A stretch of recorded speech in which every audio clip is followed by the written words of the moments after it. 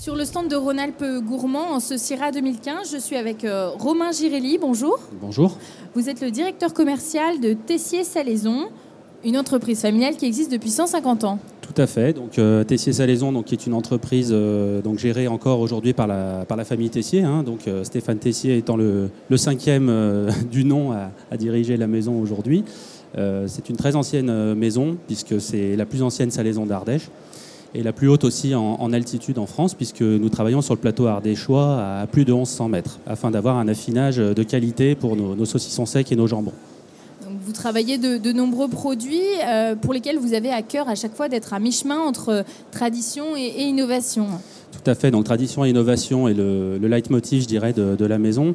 Sur le côté tradition, donc le fait de travailler depuis bientôt 150 ans des savoir-faire, je dirais, ancestraux, nous a permis d'obtenir un précieux label qui est le label Entreprise du patrimoine vivant, qui récompense les savoir-faire d'excellence. Tessier-Salaison a été la première entreprise de charcuterie à obtenir ce label.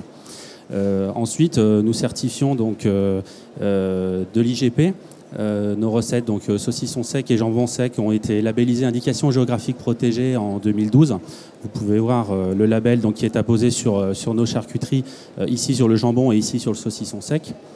D'autres labels aussi, donc le label VPF, ou le porc français aujourd'hui, puisque nous travaillons donc en filière courte nos approvisionnements en porc.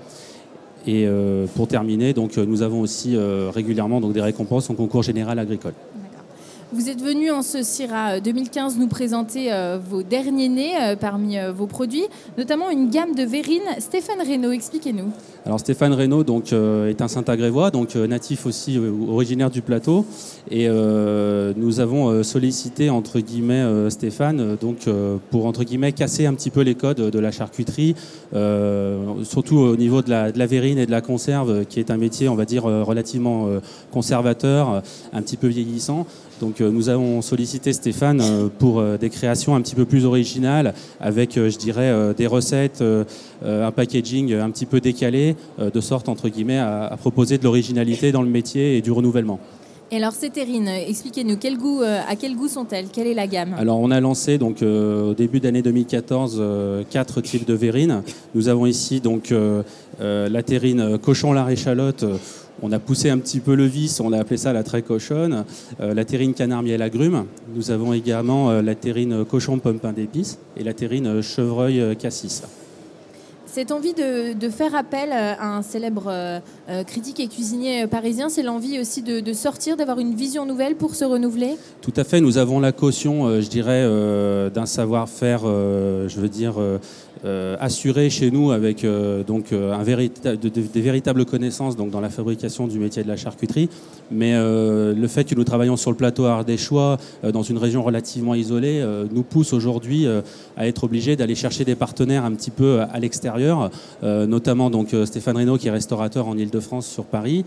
Nous sollicitons beaucoup aujourd'hui nos clients ou des intervenants qui sont plutôt, on va dire, sur les grandes villes, voire même à l'international, pour pouvoir renouveler le genre et rester un petit peu au goût du jour.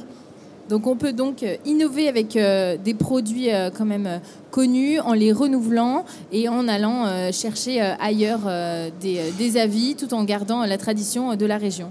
Merci beaucoup Romain Girelli, directeur commercial de Tessier-Salaison. Merci à vous. Et bon CIRA 2015. Merci.